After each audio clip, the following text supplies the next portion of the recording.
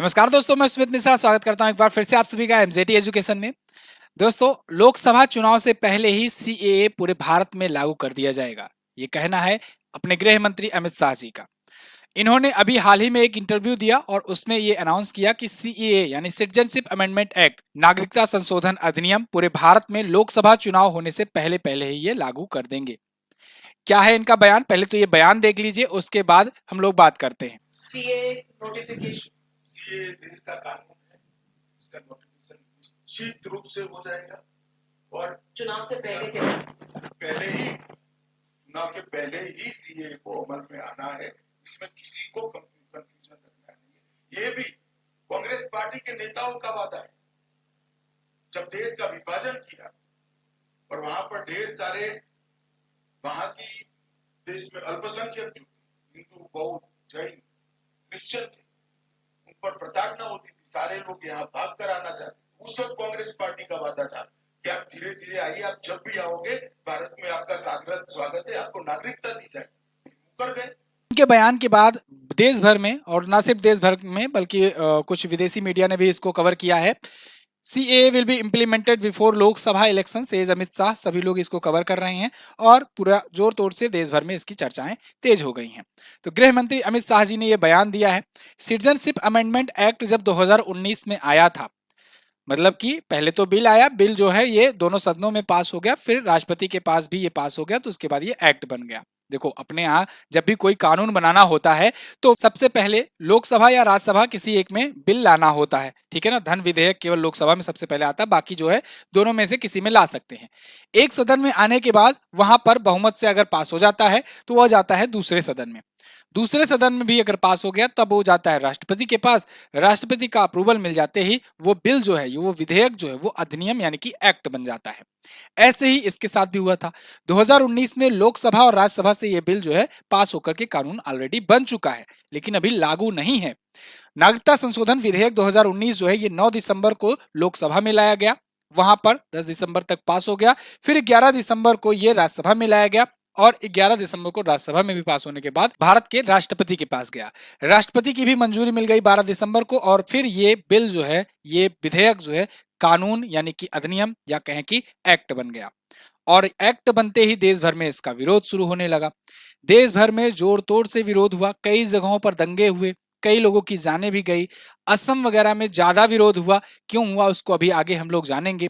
कुछ राज्यों ने तो अपने यहाँ अपने अपनी विधानसभाओं में इसके खिलाफ विधेयक भी पारित कर दिया कि मतलब हमारे यहाँ सिटीजनशिप अमेंडमेंट एक्ट जो है ये लागू नहीं होगा। और जैसे केरल जो है उनमें सबसे पहला बना राज्य। केरल के सीएम पिनराई विजयन ने सबसे पहले अपनी विधानसभा में बिल पेश करते हुए बताया कि हम अपने यहाँ लागू नहीं होने देंगे।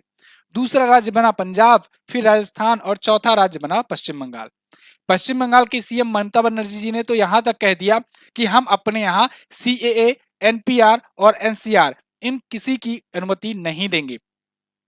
पश्चिम बंगाल की सीएम ने यह कहा। अब आखिर ये मामला क्या है सिटीजनशिप अमेंडमेंट एक्ट का? क्यों इसका विरोध हो रहा है? क्या ये लोगों के लिए नुकसानदायक है या लोगों के लिए फायदेमंद है? इसको हम लोग समझेंगे, लेकिन उससे पहले गृह मंत्री जी का आगे का थोड़ा सा बयान सुन लीजिए। और मैं आज स्पष्ट करना चाहता हूँ, सीए किसी की भी नागरिकता लेने का कानून नहीं है, छीनने का कानून नहीं। इस देश की माइनॉरिटी को और विशेषकर मुस्लिम भाइयों को भड़काया जा रहा है।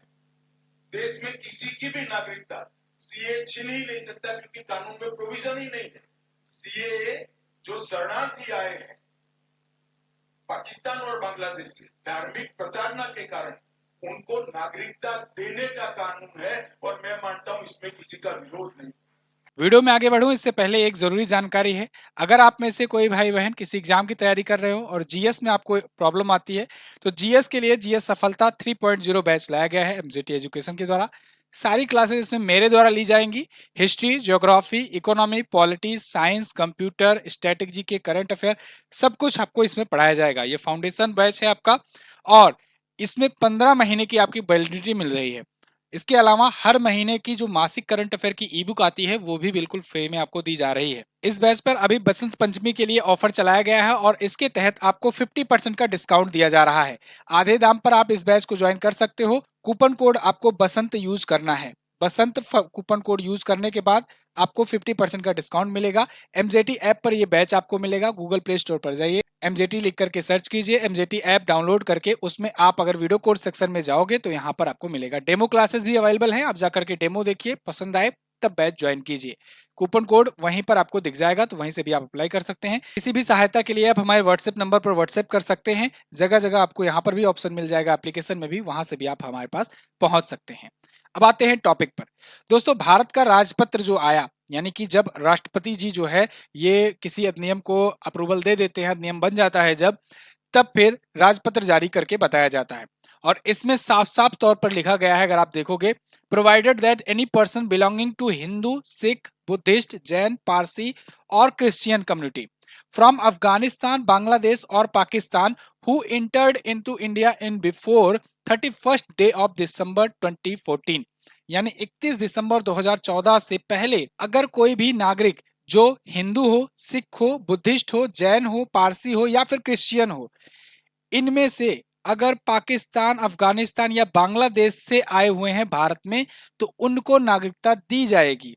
यही बात तो गृह मंत्री अमित शाह जी ने भी कहा है, लेकिन इसमें कहीं पर भी ये नहीं लिखा गया है कि किसी की नागरिकता छीनी जाएगी, है ना। नागरिकता देने के लिए ये सिटीजनशिप अमेंडमेंट एक्ट लाया गया है। इसमें यह भी कहा गया है कि इस ऑर्डर के बाद shall not be treated as illegal migrant for the purpose of this act. इस एक्ट का पर्पज ही यही है कि इसके बाद जो है वो इलीगल माइग्रेंट ना कहे जाएं।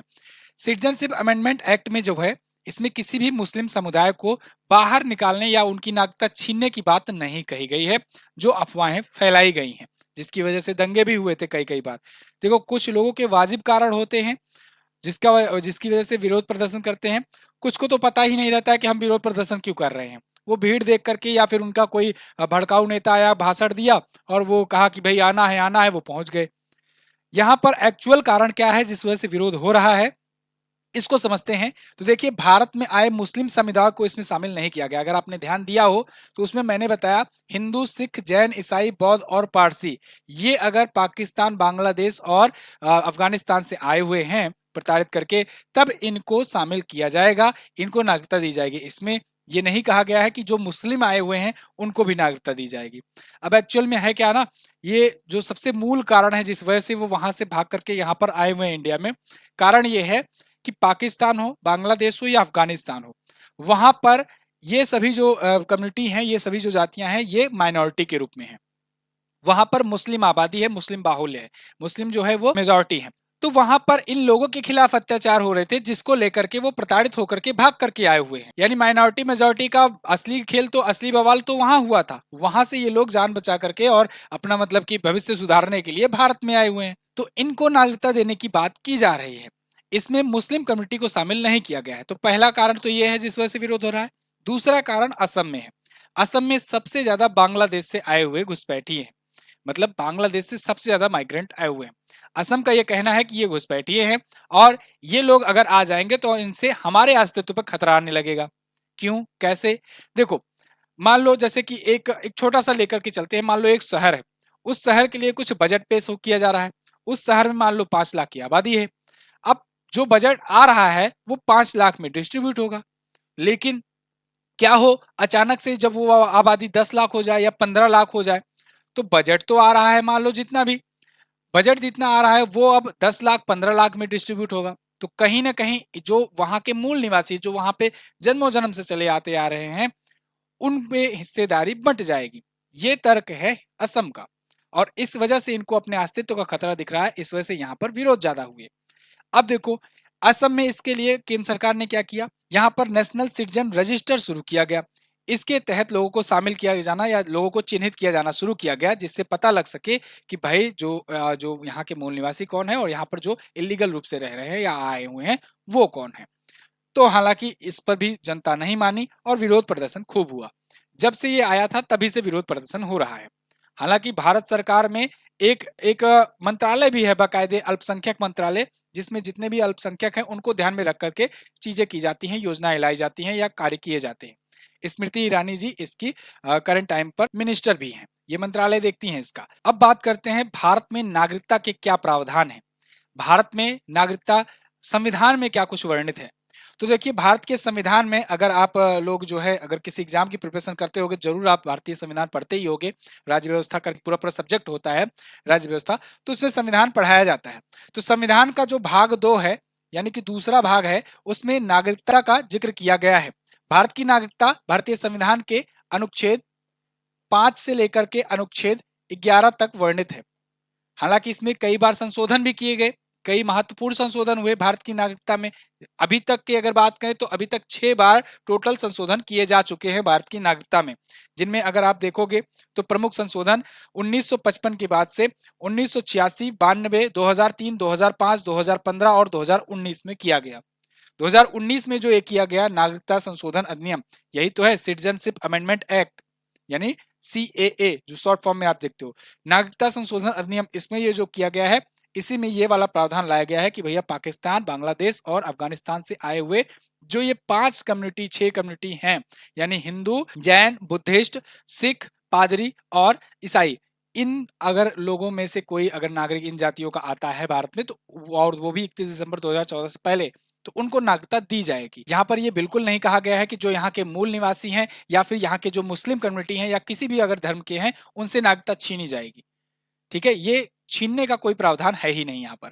इसके अलावा इसमें एक चीज और बड़ा परिवर्तन किया गया था कि देखो भारत में नागरिकता के लिए पहले क्या करना होता था, भारत में 11 साल रहना जरूरी था, लेकिन इस अधिनियम के बाद से इसे 6 साल घटा करके कर दिया गया। यानी 6 साल अगर आकर के रेगुलर रहते हो और सही तरीके से रहते हो तो संसद में अप्लाई करते हो तो संसद अगर चाहेगी तो पुनः अपना विचार करके आपको नागरिकता दे सकती है। लेकिन ध्यान रहे कि ये ऐसा जरूरी नहीं है कि 6 साल आप रह लिए उसके बाद फिर आप कहोगे नहीं हमें जबरदस्ती मिलना ही चाहिए। वो सरकार के अधीन होगा, सरकार के विचाराधीन होगा। सरकार अगर चाहेगी तब देगी, नहीं चाहेगी तो नहीं देगी, है ना। अगर आपको मतलब ये सब देश में होता है कि आपको बढ़िया से वहां पर रहना होता है और उसके बाद फिर रिक्वेस्ट डालनी होती है कि भाई हमको अब नागरिकता दे दो, और वो उसी के ऊपर होता है। पूर्वोत्तर राज्यों में खासकर बांग्लादेशी सीमा से सटे असम, पश्चिम बंगाल में काफी विरोध इसका हुआ था। इसके अलावा असम के लोगों का तर्क यही था कि बड़ी तादाद में आए जो हिंदू हैं वो नागरिकता अगर उनको मिल जाएगी तो यहाँ से उनके मूल निवासियों का अधिकार जो है वो खत्म होने लगेगा या कम हो जाएगा। केंद्र सरकार ने असम में इसके लिए नेशनल सिटीजन रजिस्टर NRC भी लागू किया था, जिसका मकसद यहाँ पर रह रहे घुसपैठियों की पहचान करना था। ये था अधिनियम सिटीजनशिप अमेंडमेंट एक्ट का। दोस्तों अगर आप यहां तक वीडियो देखते आए हुए हो तो डेफिनेटली आपको ये वीडियो पसंद आई होगी। आप अगर यूनिफॉर्म सिविल कोड के बारे में जानना चाहते हो तो इसको भी बिल्कुल आसान भाषा में आपको समझाया गया है। आप यहां पर क्लिक करके इस वीडियो को जरूर देखिएगा जिससे आपको यूनिफॉर्म सिविल कोड क्या है, इसके क्या मायने हैं, उत्तराखंड में ये लागू हुआ है तो अब इससे क्या चीजें बदल जाएंगी, लिव इन रिलेशनशिप को लेकर के इसमें क्या प्रावधान, क्या कानून बनाए गए हैं जिसको लेकर के काफी चर्चाएं उठ रही हैं, कुछ जगहों पर विरोध भी हो रहा है। तो अगर आप ये जानना चाहते हैं तो इस वीडियो को जरूर देखें। Thank you so much for watching. मिलेंगे किसी अगली वीडियो में, तब तक के लिए नमस्कार, जय हिंद, वंदे मातरम।